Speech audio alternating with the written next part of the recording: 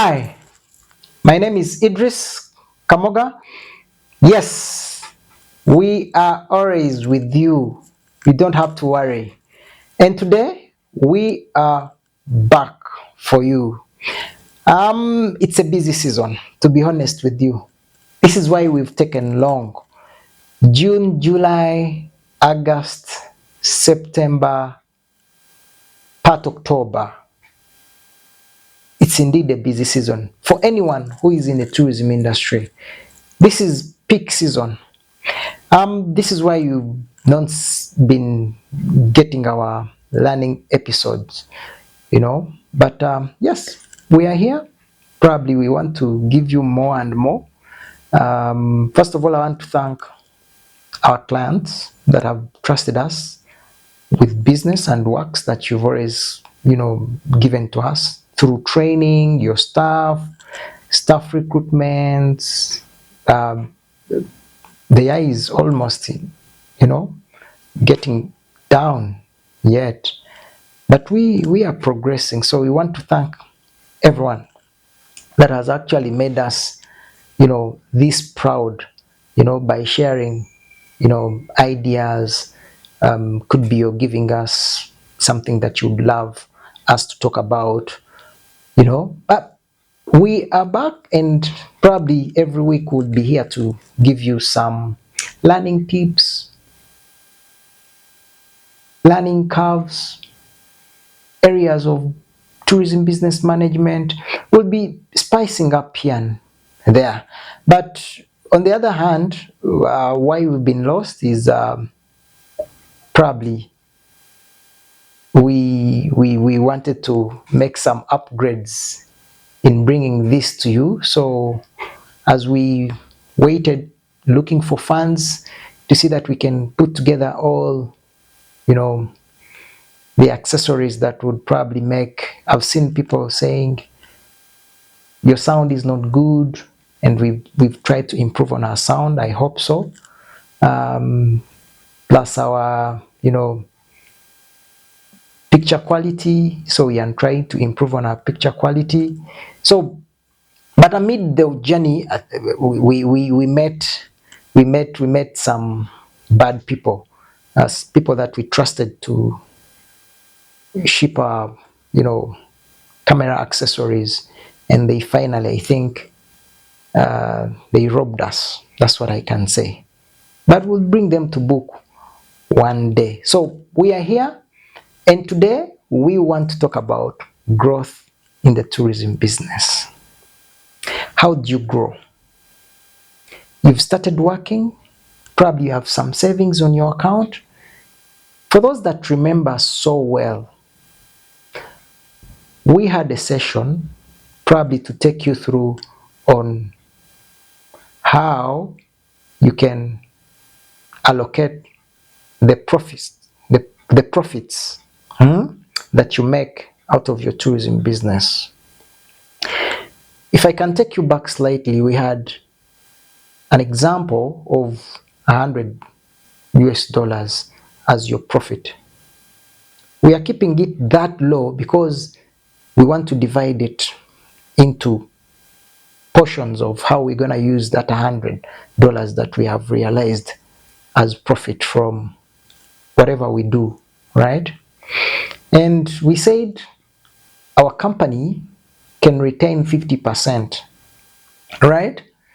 And that 50% would go into for salaries, would go in for marketing, would go in for quite a number of activities. And we have other 50%. And the 50%, we say, we can get 20% allocated for, let's say, we want to buy a vehicle for the company. And we have 30% remaining. We can choose to divide 30% into two and say 15% is going to do something. You know it. You know how to grow your agency, right? And another 50% would probably go to this. Probably in another video that we'll make for you is to show you how you can grow from one stage to the other. And today we are bringing you something that we want to grow And how do we secure, or how do you own your first Land Cruiser, a Safari Land Cruiser? The most affordable way. You see, we want you to grow. Don't come to work and you don't have a mind of growth within you. You must grow. You must step a feet ahead. You must move forward. Speed doesn't matter. You don't have to rush. You have to go slow, but make sure there is growth within your agency. So today we're bringing you a very interesting topic. How do you afford your first Land Cruiser, the most reliable Land Cruiser, but you own it? You don't have to go to the bank to get a loan. Not at all. So we're going to look at just a few steps to help you own that first Land Cruiser. We may not talk about whatever car, because here in Uganda, people have got minivans. There are quite a lot on the streets, right? But we're looking at a 4x4 safari vehicle, which is a Land Cruiser. And we are going to take you the most or the cheapest way possible, right? It's a very expensive car, but we want to take you through a few steps, and we can all afford owning these Land Cruisers. Probably you have one car, you got another car at one point, right? Okay, let us dive in, and I want you to listen very attentively. For those that don't own one, probably you'll be able to own one, or probably use the same formula to own a second Land Cruiser. And this applies to people that probably you're able to do some business and you can save for it. I have said you don't have to rush. You rush, you will crash. Don't go to get a bank loan. You will not pay it. So the most comfortable way is what we are going to walk you through. Okay, first of all, as a starter, because you're entering this for the first time, it is too expensive for you to go for a brand new Jeep. Probably you're going to buy a brand new Jeep at about 90,000, 80,000. It can even go up to 120,000 US dollars. Now you can put this in your local currency wherever you are. It's too expensive. And here we're looking at the most affordable way, right? So we are going to look for a used Land Cruiser.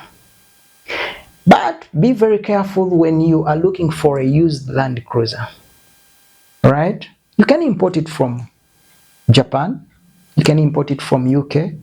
These are some of the countries that have got very nice Land Cruisers that you can actually convert for safari purposes. But in this case, we want to look at a used Land Cruiser from auctions.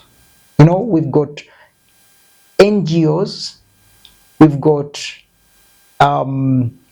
United Nations agencies. They are, I think, they are in Uganda, they are in Kenya, they are in Rwanda, we got them in Tanzania. Now, these agencies, most of the time, they buy brand new Land Cruisers, right?